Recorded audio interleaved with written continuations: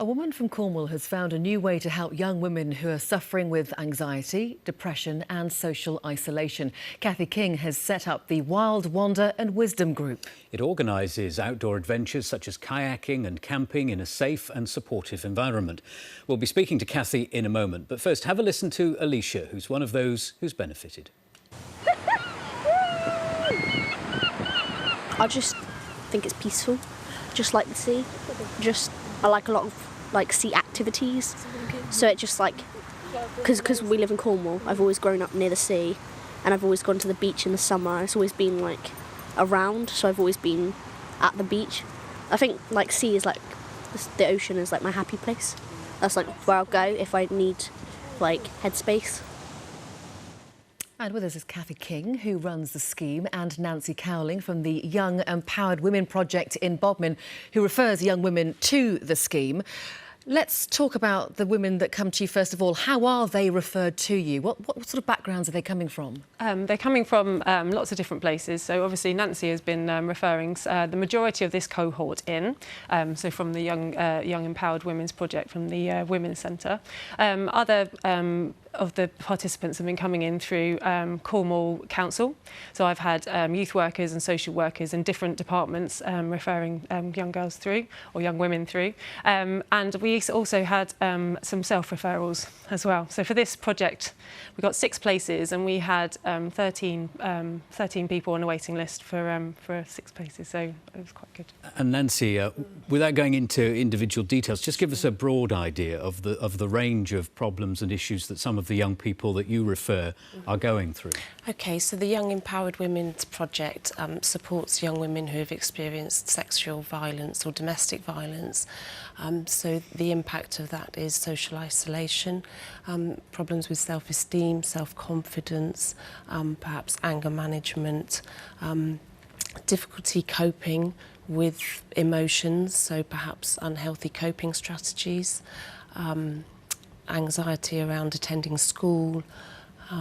Social isolation is a huge thing, isn't it? Absolutely, absolutely. And that's why the group that we run is great for connection, and hence Cathy's project also for that sense of cohesion, particularly in Cornwall.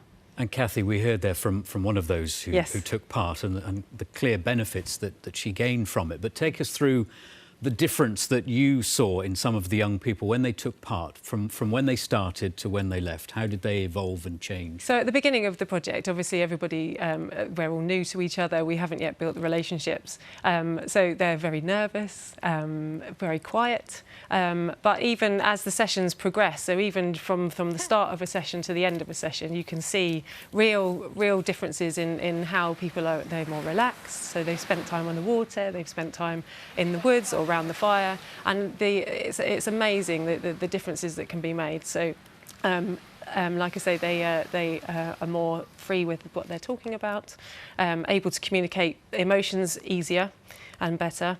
And then from the beginning of the project to the end of the project, then obviously they've developed skills. So we did kayaking, obviously, and supping. A lot of them had never done supping before.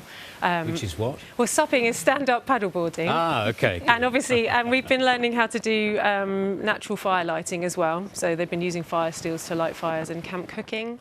And some of them hadn't chopped onions before or peppers before. So it was just lovely. It's really nice to share those experiences together. Clearly the girls are getting a lot out Yes. of it. And you do as well, because you see the progress that they're making. Yes. Funding is really important then. Oh, Nancy, I know that you get money from Children in Need. That's right, yep. But Cathy, how are you funding this? How will you continue?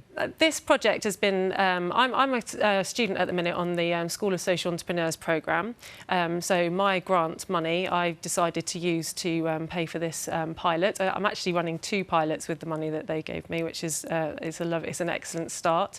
But unfortunately, for projects like mine, we need to get grant funding often to be able to put these things on. So there's obviously a lot of paperwork that goes involved, but it's so vitally important that we're able to kind of put these things on.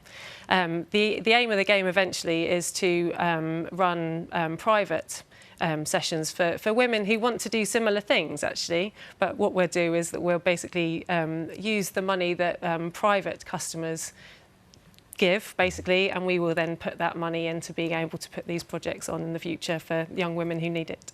You've made a great start. Good luck. Thank you. Thank you very much.